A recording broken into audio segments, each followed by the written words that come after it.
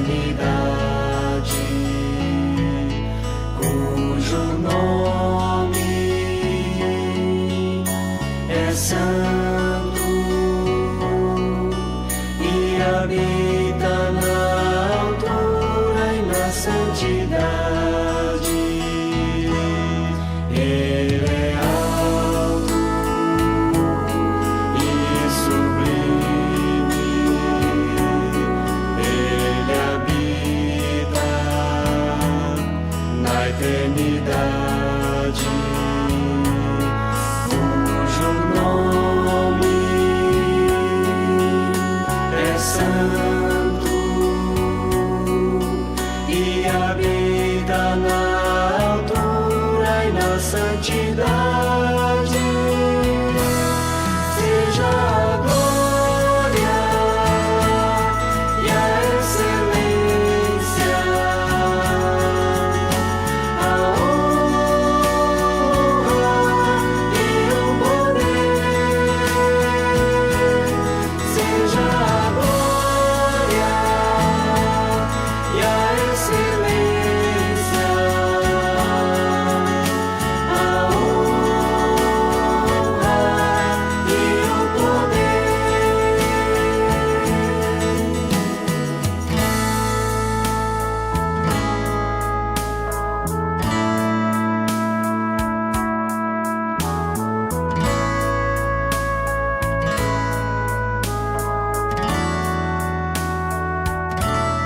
Ele é alto e sublime, ele habita na eternidade, cujo nome é santo e habita na altura e na santidade. Seja a glória e a excelência, a honra e o poder. Seja a glória e a excelência, a honra e o poder. Seja a glória e a excelência, a honra e o poder. Seja a glória e a excelência, a honra e o poder.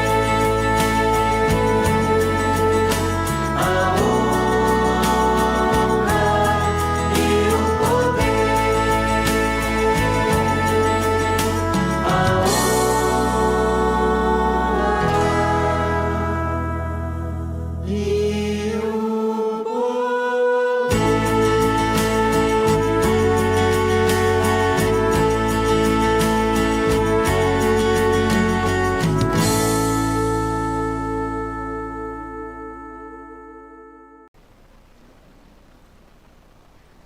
Salmo 119, 130. A revelação das tuas palavras esclarece e dá entendimento aos simples. Uma versão alternativa diz assim: a entrada das tuas palavras dá luz. A entrada das tuas palavras dá luz e entendimento aos simples. Essa é a nossa oração para todos esses dias em que estivermos juntos na comunhão do Senhor e da sua palavra. Que haja um caminho para a entrada das palavras do Senhor nos nossos corações e não apenas a entrada delas nos nossos ouvidos. O Senhor seja misericordioso conosco.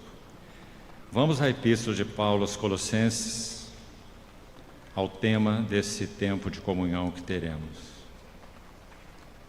Vamos ler alguns versos, capítulo 1 da Epístola aos Colossenses, a partir do verso 9 ao verso 12, a primeira oração de Paulo nessa epístola.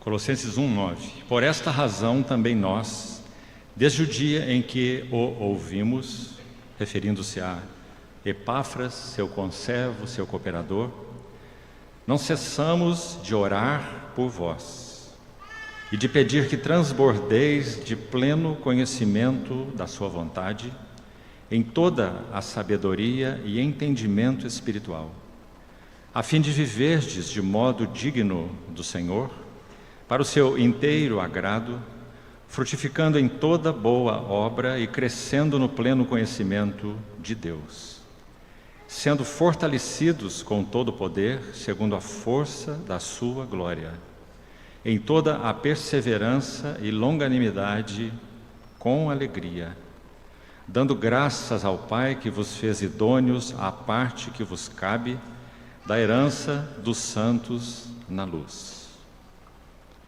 Ele nos libertou do império das trevas e nos transportou para o reino do Filho do seu amor, no qual temos a redenção, a remissão dos pecados. E vamos ao capítulo 3, os 4 primeiros versos. Portanto, se fostes ressuscitados juntamente com Cristo, buscai as coisas lá do alto, onde Cristo vive, assentado à destra de Deus. Pensai nas coisas lá do alto, não nas que são aqui da terra, porque morrestes, e a vossa vida está oculta juntamente com Cristo em Deus. Quando Cristo, que é a nossa vida, se manifestar, então vós também sereis manifestados com Ele em glória. Dos 3 tempos que estão sob minha responsabilidade nesse tempo de conferência, a ênfase que gostaria de dar para esse primeiro período de meditação, podemos extraí-la desse primeiro verso do capítulo 3. Vamos olhar para ele de novo juntos. Diz assim: portanto, se fostes ressuscitados juntamente com Cristo, buscai.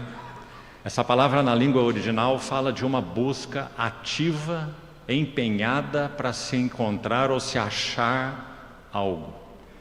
Não é um buscar comum, um buscar leviano, um buscar ordinário, mas é um buscar com empenho para se encontrar aquilo que se busca. Buscai as coisas lá do alto. Quais são as coisas a serem buscadas? Um cuidado importante aqui. Coisas é mencionada aqui. Qual seria o foco central, principal dessas, vamos colocar entre aspas, coisas? O verso continua e nos explica. Diz: onde Cristo vive, mais um detalhe, assentado, entronizado à destra de Deus. Hoje nós meditaremos especialmente na primeira oração que lemos, versículos 9 a 12, há uma outra oração de Paulo aqui nessa epístola, e também meditaremos, até onde o tempo permitir, nas glórias, virtudes, belezas, perfeições de Cristo, que são descritas no capítulo 1 também, na sequência daquela oração, a partir do verso 13 até o verso 23. Essa pequena seção, se você está aí conferindo na sua Bíblia, de 13 a 23 do capítulo 1, é a menção mais gloriosa, mais completa, mais exaustiva sobre as glórias, as belezas, as virtudes e as perfeições da pessoa e obra do nosso Senhor Jesus. Agora vamos relacionar os 2 textos que acabamos de citar, Colossenses 3, 1 e Colossenses 1, de 13 a 23. Então preste atenção nesse paralelo. Se Paulo inicia essa epístola, podemos até dizer didaticamente, colocando em primeiro plano, depois de dar graças, essa é a ordem da epístola. Se você ver aí olhar para o versículo 3 do capítulo 1, você vai ver que ele disse: damos sempre graças a Deus. Em primeiro lugar, então, oração, quando oramos por vós. Depois nós vamos ver qual é a oração em si. Então ele vai dizer o que ele pede a Deus por eles. Versículos 9 a 12, vamos meditar nisso agora há pouco, oportunamente. Em seguida a oração, então veja, ele disse que orava por eles, ele descreveu a sua oração, versículos 9 a 12, o que é tão incomum, irmão, sempre que leio as epístolas de Paulo e as estudo, isso me parece tão incomum. Pense sobre você. Quantas vezes será, naquele tempo quando se escrevia cartas, né? Hoje que sejam em mensagens eletrônicas, quantas vezes você escreve uma mensagem de edificação para alguém, de alguma maneira, e você coloca nessa mensagem a oração que você faz por essa pessoa? Isso é algo muito incomum, não é? Paulo registrou, palavra por palavra, as orações que ele fazia por aqueles por quem ele orava. E nós temos que ser muito gratos ao Senhor por isso. Por quê? Porque não são apenas orações de Paulo. Se elas estão aqui, nessa palavra que foi soprada diretamente pelo Espírito de Deus, então nós temos que admitir que elas são orações inspiradas ou sopradas pelo próprio Espírito Santo, porque fazem parte da palavra inspirada, não é? do cânon das Escrituras. Então são orações do Espírito Santo. Ele é o intercessor em nós. Nós temos um intercessor no trono, que é o nosso Senhor Jesus, e temos um intercessor em nós, que é o Espírito Santo. Não é assim que a Bíblia ensina? Temos dois intercessores, um no trono e um em nós.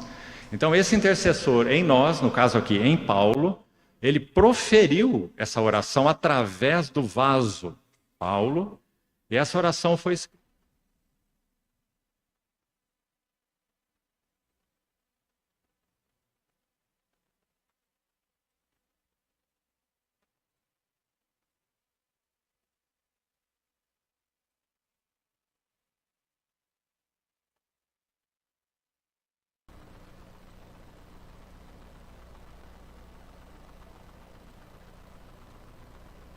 Tomou a carga nos seus ombros para edificar a igreja. Como que ele se chama?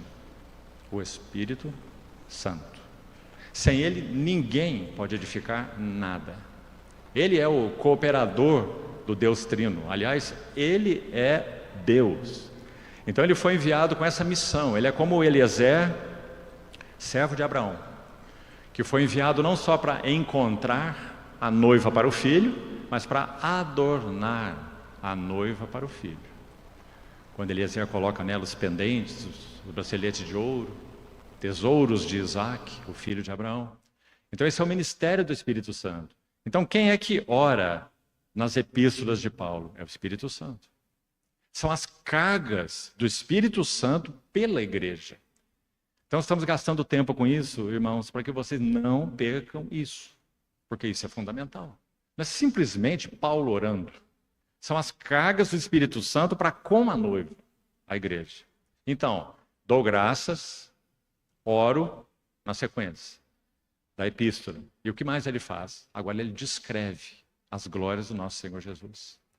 Versos 13 a 23 do capítulo 1. Como eu já disse, é a menção mais linda, mais gloriosa, mais sublime, mais exaustiva de todo o Novo Testamento sobre as glórias e perfeições do nosso Senhor Jesus. Então é claro que ela é extremamente importante. Então é mais à frente que nós temos o capítulo 3. Então a ordem é muito importante. Paulo não começa a epístola pelo capítulo 3, começa pelo capítulo 1. Então o que ele diz no capítulo 3? Busquem as coisas do alto, onde Cristo, esse que ele descreveu no capítulo 1, onde esse Cristo vive. Como ele vive? Ele vive apenas, como diz o autor de Hebreus, capítulo 7, pelo poder de vida indissolúvel. Apenas isso, uma vida vitoriosa, uma vida que não pode ser destruída. Tudo isso é maravilhosamente verdade. Mas é mais que isso. Ele vive entronizado. Ele vive assentado. Obra perfeita e consumada. Assentado à destra de Deus. Ou seja, irmãos, conclusão. O que nós somos exortados a buscar até encontrar. E encontrando, buscar mais. Pedi e dar-se-vos-á, buscai. A mesma palavra está lá, a mesma usada aqui, está lá nos lábios do nosso Senhor nos Evangelhos. Buscai ativamente até encontrar. Buscai as coisas lá do alto onde Cristo vive. E vive assentado à destra de Deus. Então, meus irmãos, não há e nunca haverá, nem no tempo e nem na eternidade, um objeto, de novo com O maiúsculo, para ser buscado e ser conhecido, que não o nosso Senhor Jesus. Ele é o foco de nossa atenção. Tudo mais que resultar de nossas vidas, se for genuíno, tem que ser fruto de contemplação do nosso Senhor Jesus. Quantas vezes, como disse nosso querido irmão João aqui no início, nós já temos longos anos de convivência. Quantas vezes já falamos isso aos irmãos e com que alegria repito, e sempre repetirei. A única coisa capaz de realmente transformar o caráter, não é um verniz externo, transformar o caráter de um homem ou de uma mulher é a contemplação das glórias do nosso Senhor Jesus. Um verso que você sabe de cor sobre isso, certamente. 2 Coríntios 3,18. Todos nós, com o rosto descoberto, porque agora não temos mais o véu da lei no rosto. Esse que as irmãs usam sobre a cabeça é completamente distinto e fala de outra coisa. É um testemunho.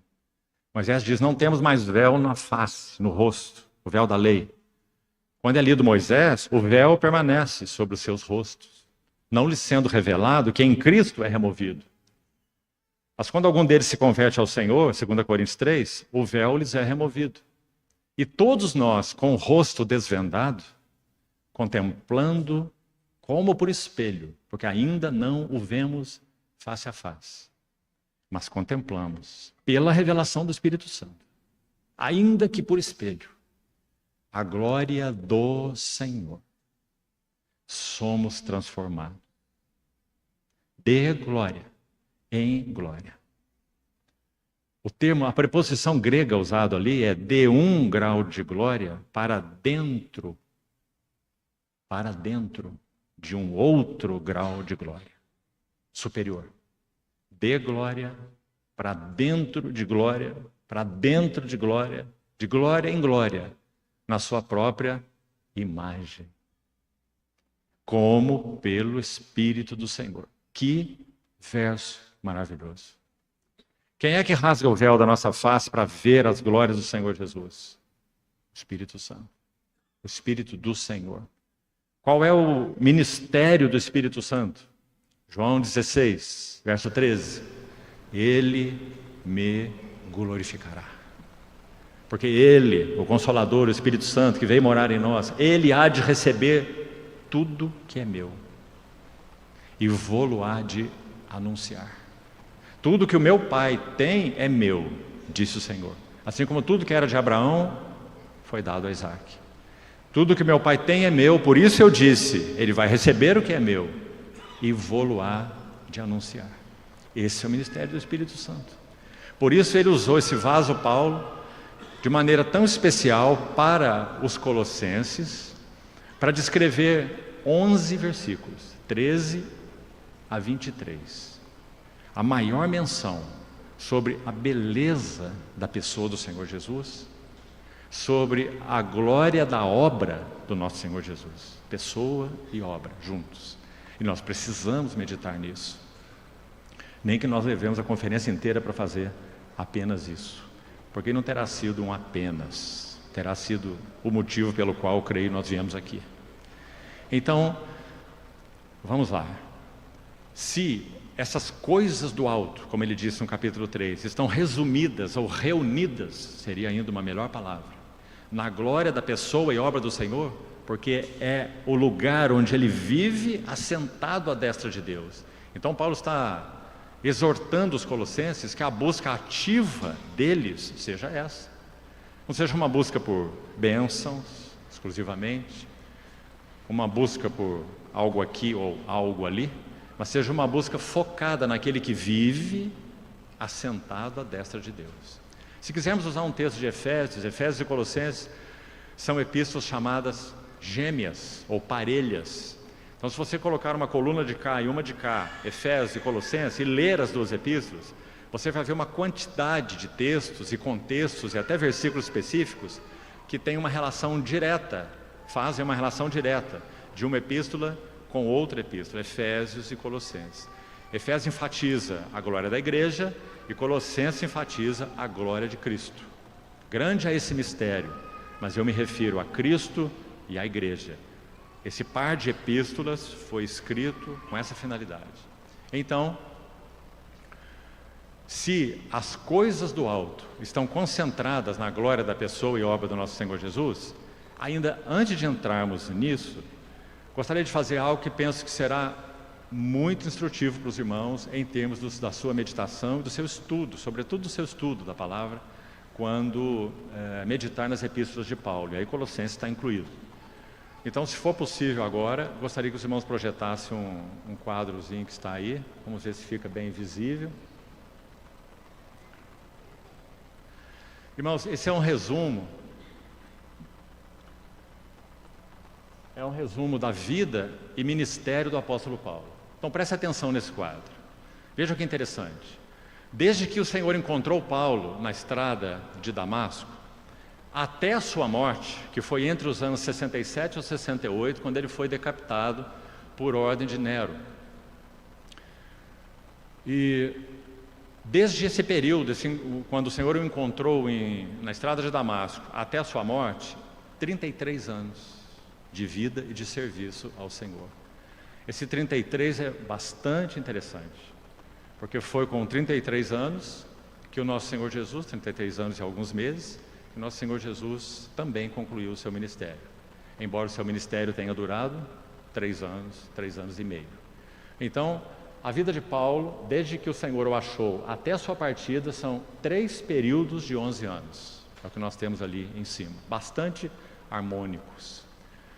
O que ocorreu nesses 3 períodos? O primeiro período de 11 anos, quando o Senhor o encontrou, ele não saiu pregando. Por que vale a pena nos determos um pouco sobre o que está escrito aí? Porque muitas vezes, amados irmãos, nós somos apressados demais em assimilarmos aquilo que o Senhor realmente está nos dando. Quando ele ficou cego e foi conduzido pelas mãos para dentro da cidade de Damasco, foi batizado por Ananias, as escamas caíram dos seus olhos, ele foi cheio com o Espírito Santo. Ananias profetizou a ele que ele seria um vaso escolhido para levar o nome do Senhor a reis, a gentios, e ele então experimentaria o quanto importa sofrer pelo nome do Senhor. Tudo isso ele viu naquele dia primeiro que ele foi levado para dentro da cidade. Que experiência tremenda, não é? Então Ananias fala essas palavras para ele, as escamas caem dos olhos dele, ele volta a ver depois de 3 dias de silêncio, sem comer, sem beber. E o que ele faz em seguida, está registrado lá em Atos 9. Ele sai do lugar onde ele estava, tentando entender o que estava acontecendo com ele, e ele começa a pregar em Damasco, certo? Não há relato de nenhum convertido. Uma oposição imediata à pregação de Paulo. Tanto é que ele teve que sair daquela cidade pela muralha em um cesto. Não foi assim? Ou seja, nada da obra do Senhor foi realizada em Damasco naquele tempo através de Paulo. Nada. Porque o que era necessário? Era necessário que esse Saulo de Tarso ficasse 11 anos em silêncio. Então a palavra que nós colocamos debaixo desses 11 anos, etapa 1, foi crescendo. Irmãos amados, a obra do Senhor não é realizada em nós do dia para a noite. Quem sabe nossa conversão foi assim. Até mesmo para alguns nem a conversão foi.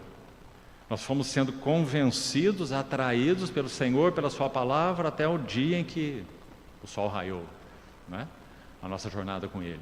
Mas digamos que a nossa experiência de conversão, então, nesse sentido, possa ter tido um dia e um marco, um dia e uma hora. Mas apenas isso. tudo mais na vida cristã é processual, especialmente quando nós tratamos de crescimento, não é? A criança não fica grande do mês para o outro, não se torna adulto de um ano para o outro. Então Paulo ficou 11 anos quieto. Nós não colocamos ali abaixo, mas nós poderíamos colocar assim: o que estava acontecendo nesses 11 anos de silêncio? Paulo estava relendo as Escrituras, que ele, como fariseu, conhecia muito bem. Depois que o Senhor o encontrou em Damasco, ele não jogou sua Bíblia fora. Ele sabia que os 39 livros que ele tinha na mão eram só esses, né? Até então, nenhum evangelho, nenhuma epístola, nada. Então, era a palavra do Deus vivo. Os 39 livros, o Velho Testamento, a Torá, os profetas, os salmos. Só que agora o mesmo Saulo de Tarso, iluminado pela revelação da glória de Cristo em Damasco: eu sou Jesus, Jeová é Jesus, eu sou Jesus a quem tu persegues. Então ele toma a sua Bíblia, assim digamos, e ele vai relê-la. Só que ele vai relê-la à luz da revelação da glória de Cristo que ele teve. Então você imagina agora Saulo de Tarso lendo a Torá. Ele via Cristo, e você sabe disso por causa das epístolas dele. Ele via Cristo em Abraão, ele via Cristo em Isaac, ele via Cristo em Jacó, ele via Cristo no maná, ele via Cristo na água da rocha. Lembre-se de 1 Coríntios 10. Ele via Cristo no Cordeiro Pascal. Lembra de 1 Coríntios 5? Ele via Cristo em todos os lugares, porque ele está relendo a sua Bíblia à luz da revelação de Cristo. 11 anos. Desses 11 anos, também não está ali, se você quiser aumentar o teu quadro aí, ele ficou 3 anos no deserto da Arábia. E ficou 8 anos depois do deserto, ele voltou para a sua cidade natal, Tarso, da Cilícia. 8 anos. E lá ele ficou quieto. Como é que essa história mudou para os próximos 11 anos? Atos 11. Se nós fôssemos as referências, nós íamos gastar todo o tempo de hoje. Então, estou apenas citando para os irmãos. Em Atos 11, os cristãos que foram dispersos de Jerusalém pregaram o evangelho em várias regiões, inclusive em Antioquia da Síria. E lá se converteram muitas pessoas. E eles ficaram, os judeus da igreja original, chamemos assim, Jerusalém, onde tudo começou, eles ouviram a respeito desse evangelho lá no meio dos gentios. Isso chamou a atenção deles. Será que essas promessas, esse evangelho, o Espírito Santo, as bênçãos de Deus, não são só para nós, os judeus, o povo escolhido de Deus? O que eles fizeram? Eles mandaram Barnabé até Antioquia. Atos 11. É dito que quando Barnabé chegou lá, ele ficou muito impressionado com a obra de Deus, porque ele viu que a obra de Deus era uma obra genuína, era a obra do Espírito Santo. Então lá é dito que Barnabé era um homem bom, cheio do Espírito Santo, de fé. E muita gente se uniu ao Senhor em Antioquia, uma multidão. Aí o que ocorre no coração de Barnabé? O que ele faz?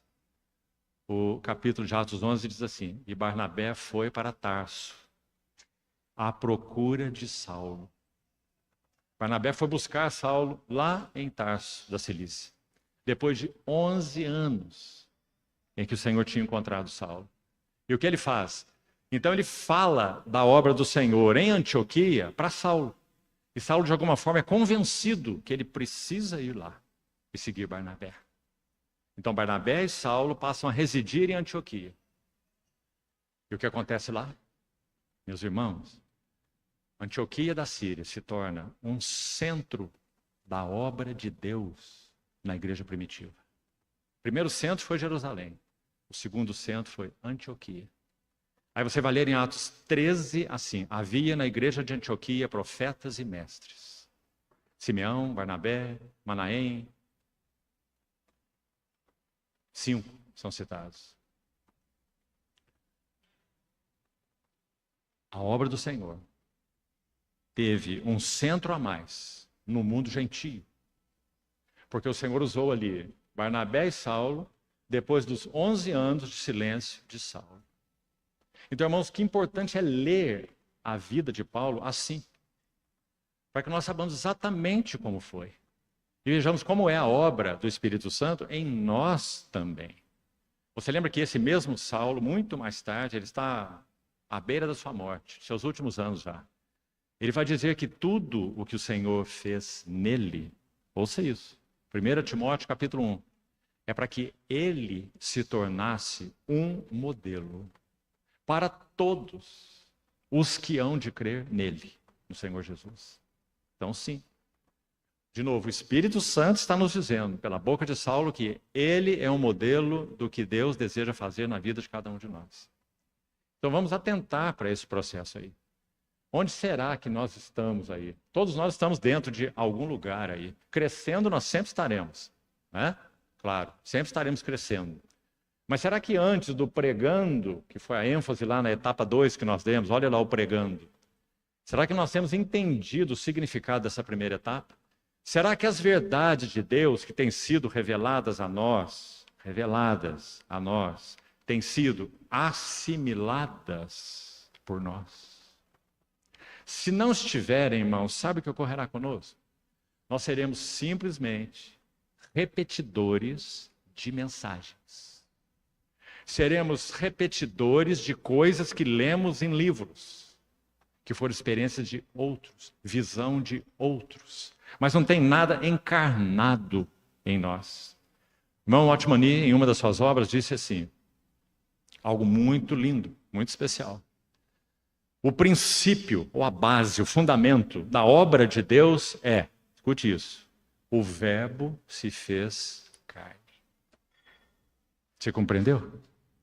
Ele está dizendo que toda a base, todo o fundamento para a obra genuína do Senhor é quando a palavra, o Verbo, se faz carne. Foi assim com o Senhor Jesus, o Verbo se fez carne. E tem que ser assim conosco. A palavra se fez carne.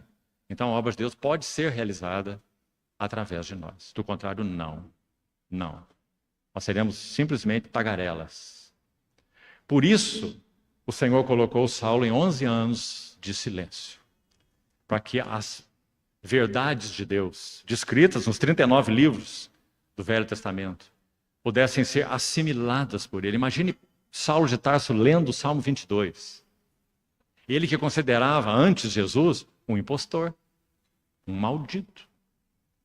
Ele estava perseguindo a igreja de Deus, considerando esses discípulos uma seita oposta a Deus. Não foi assim? Até que ele compreendeu que essa que ele considerava seita era o corpo do próprio ungido, o Cristo, e que Jesus de Nazaré, aquele que foi crucificado, é o ungido. Então agora você imagine Saulo de Tarso lendo o Salmo 22, Isaías 53 e tantos outros textos, não é? Então aí está. A segunda etapa, então, pregando. Agora, o que nós temos embaixo ali dessa linha? A terceira etapa, para concluirmos aí na mesma ordem, nós colocamos lá no final, derramando-se, você está vendo? Porque na segunda etapa, preste atenção, pregando, nós temos as 3 viagens missionárias de Paulo. Quando ele viaja o mundo todo. Uma primeira menor, uma segunda maior, até atingir Roma, centro do império. Então, 3 viagens missionárias estão dentro da etapa 2, dentro de 11 anos. Importante também você registrar isso aí. Então, viajando e pregando, viajando e pregando. Paulo entrava em cidades que só tinha pagãos. Quando ele saía da cidade, tinha irmãos. Assembleias do Senhor. Igrejas do Senhor. Então, 11 anos pregando. Agora, olha os últimos 11 anos. Qual foi a palavra que colocamos lá? Derramando-se. Meus amados irmãos, boa parte desse tempo, desses últimos 11 anos, Paulo passou preso, acorrentado. Nos seus últimos anos, numa masmorra subterrânea romana, que não é aquela de Atos 28, a prisão domiciliar. Quando ele alugou aquela casa, ele pagava por ela, inclusive, e ficou 2 anos preso, prisão domiciliar, escoltado. Paulo era um homem perigoso. Ficou escoltado e aquela escolta com 4 guardas se revezavam em turnos. Sabe o que aconteceu com eles? Eles se convertiam. porque Saulo era um homem muito perigoso. Então ele pregava o evangelho para aquela guarda e a casa de César, como ele vai dizer escrevendo aos Filipenses, estava recebendo o evangelho. Filipenses capítulo 1. Os da casa de César vos saúdam. Quando foi que Paulo pregou para a casa de César? Na sua prisão domiciliar em Roma. Então, derramando-se a palavra para a última etapa. Por que foi colocada essa palavra? Ouçam com atenção, queridos irmãos. Quando o Senhor alcançou as nossas vidas, Ele não nos alcançou com a finalidade primária de sermos servos dEle, mas de sermos servos para Ele. Compreendeu a diferença? Ele não contratou empregados para o seu reino, serviçais. Sim, Ele disse: ide por todo mundo e pregar o evangelho. Nós somos testemunhas dele, certo? Mas que tipo de testemunha seríamos se nós não fôssemos para ele? Quando Maria de Betânia unge o nosso Senhor Jesus, ele disse que o que ela fez seria contado onde o evangelho fosse pregado. Não foi isso que ele disse? Por quê? Porque sem palavra nenhuma, Maria de Betânia derramou o mais precioso nardo nas narrativas combinadas, tanto sobre a cabeça quanto sobre os pés do nosso Senhor Jesus. E ungiu o nosso Senhor Jesus para o seu sepultamento. Porque ela foi a única que compreendeu o momento em que o Senhor Jesus estava vivendo. Nenhum dos discípulos compreendeu. Maria de Betânia compreendeu. Ela me ungiu e antecipou-se para o meu sepultamento. Conclusão. Qual é o objetivo do Evangelho? É nos fazer serviçais para pregar o Evangelho para outros? Não, isso está incluído no nosso testemunho. O objetivo do Evangelho é que nós possamos, cada um de nós, nos derramarmos aos pés do nosso Senhor Jesus. Você já se imaginou, no tempo em que nós estamos vivendo aqui, olha, nessa época de Paulo, o nosso Deus, especificamente o nosso Senhor Jesus, ter a ousadia, desde o seu trono, ele ter a ousadia de lançar na prisão o seu maior embaixador na terra? Pense comigo, irmão. Havia nesse tempo um maior representante do Senhor na terra do que Paulo? Não havia. Não havia. Nem em termos da profundidade da revelação de Cristo e nem em termos da abrangência do seu ministério. Não havia. E o Senhor Jesus ousa lançar esse vaso em prisão. E o que aconteceu lá? Derramando-se para Ele. Aquele que olha o pessoal aí, me amou. E a si mesmo ele se entregou por mim. Qual é a leitura que ele fazia dele mesmo? Eu era um blasfemo. Eu era um insolente e persegui a igreja de Deus. Sou como um abortivo. Não sou digno de ser considerado um apóstolo, porque persegui a igreja de Deus.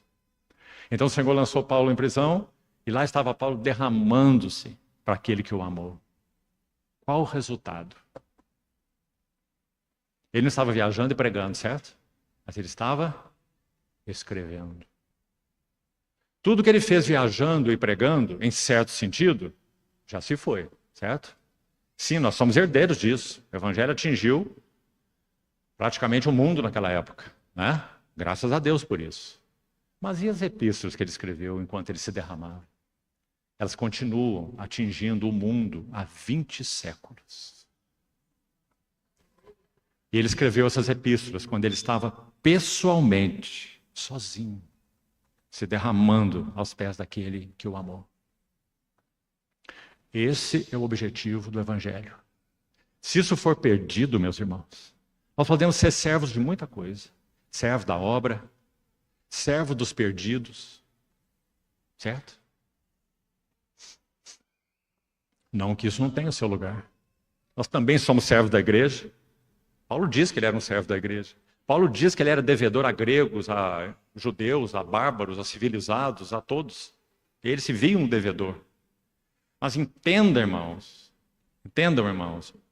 o lugar de cada coisa. Ele era um servo para Cristo. Para Cristo. Derramando-se diante do Senhor, ele nos dá essas epístolas. Vamos lá.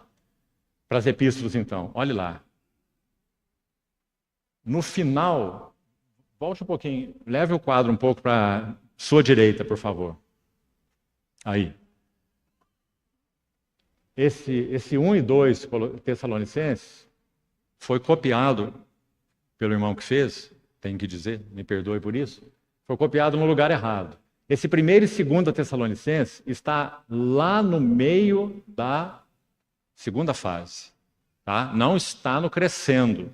Aqui no crescendo ele não escreveu nada. Então se você fez foto desse quadro aí, cuidado, porque isso aqui está errado, certo? Então ele escreveu 1º e 2 Tessalonicenses, vamos prestar atenção. Ele escreveu 1º e 2 Tessalonicenses na metade da segunda etapa. Está claro isso? Metade da segunda etapa. Não foi nem no início da segunda etapa, foi na metade da segunda etapa. Quando ele já está pregando, ele já está viajando, aquelas viagens missionárias. Ali ele começa a escrever cartas. Então é importante você relocalizar isso aí. Então vamos lá. 1º e 2 Tessalonicenses são chamados. Olha o ano em que ele escreveu. 52 para 53 era cristã. Certo? Os irmãos estão enxergando bem aí, né? Então, esse período está no meio da segunda fase, pregando. Ele escreve o quê? 1º e 2 Tessalonicenses. Por consequência, Romanos, Gálatas e 1º e 2 Coríntios está no final da segunda etapa. Também tem que relocalizar, tem que puxar tudo para cá, né? Puxar tudo para a direita. Então, de Romanos até 2 Coríntios, naquela ordem, Romanos, Gálatas, 1º e 2 Coríntios, ele escreve aqui, no final da segunda etapa, do segundo período de 11 anos, no final do pregando que colocamos ali. Pode mover para lá, por favor, agora, para a esquerda. Depois nós temos mais 4 epístolas, olha lá. Ali está até na ordem cronológica delas. Efésios, Colossenses, Filipenses e Filemão. Ele escreve essas 4 epístolas onde? Na prisão domiciliar de Roma. Quando?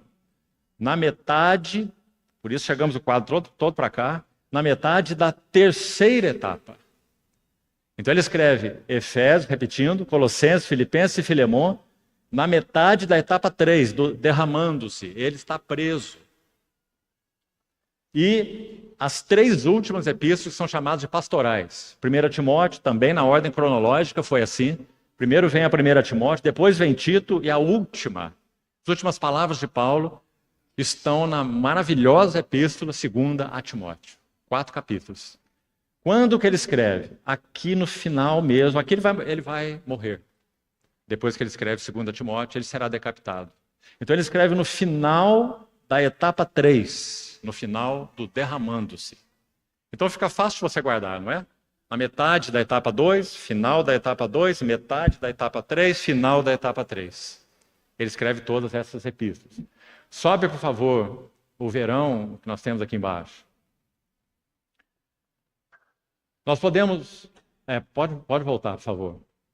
Nós temos aqui, olha, primavera, verão, outono e inverno. Por que essas estações do ano estão aí? Porque elas resumem de uma maneira muito bonita a vida e o ministério de Paulo. Quando ele era ainda um novo obreiro do Senhor, foi que ele escreveu essas epístolas para as novas igrejas dos Tessalonicenses. Todas elas têm como ênfase a vinda do Senhor. 1 Tessalonicenses, a vinda do Senhor com relação à igreja, e 2 Tessalonicenses, a vinda do Senhor com relação ao mundo. Então, um período de primavera, flores, na vida e ministério de Paulo. Não é que ele não estava sendo perseguido e sofrendo, né? Mas ele ainda é um novato, no sentido do serviço ao Senhor. Depois, aquelas 4 epístolas, Romanos, Gálatas, 1 e 2 Coríntios, epístolas de verão. Gálatas, por exemplo, não tem nem introdução, não tem nem saudação. Paulo já entra escrevendo aos Gálatas com todo o seu ardor e seu zelo, corrigindo aqueles irmãos que estavam se extraviando de Cristo. começaram no espírito e estão se aperfeiçoando na carne. Estão dando ouvidos a um outro evangelho, que não é outro, senão há aqueles que vos perturbam, querem perverter o evangelho de Cristo. Então são epístolas de verão, epístolas de correção. Veja 1 Coríntios, por exemplo. Mesmo Romanos, que Paulo ainda não conhecia os romanos quando escreveu aos Romanos, uma epístola didática, quantas exortações ele faz na epístola aos Romanos. Então esse grupo é um grupo de epístolas que podemos chamar epístolas de verão. Agora, outono, estação de frutos, não é? A etapa mais frutífera da vida de Paulo aconteceu quando ele estava preso. Aparente contrassenso, você não acha, irmão? Mas nós já explicamos por quê. Foi dali que saíram essas maravilhosas epístolas, essas 4. O irmão já está corrigindo lá, que bom, né? Está jogando para o lugar certo lá. Ó. 1 Tessalonicenses vem debaixo do pregando. E puxar mais para cá ainda.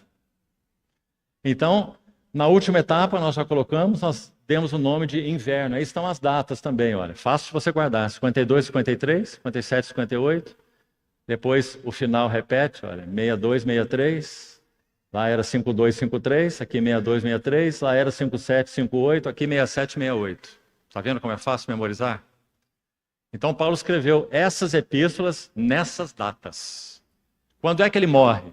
No ano 67 para 68. Me lembro de um irmão, se não me engano, foi F.F. Bruce, o grande erudito britânico. Quando ele escreve um comentário sobre Paulo, uma linda obra, se chama Paulo, Sua Vida, Cartas e Teologia, ele diz assim, falando sobre o final da vida de Paulo, quando ele foi decapitado por ordem de Nero, ele disse assim, e então viria um tempo em que as mães colocariam o nome nos seus filhos de Paulo e nos seus cães de Nero. Não é assim? Bendito seja o Senhor. Então esse é um resumo de toda a linda vida e o serviço de Paulo. Creio que é muito instrutivo quando estudamos suas epístolas.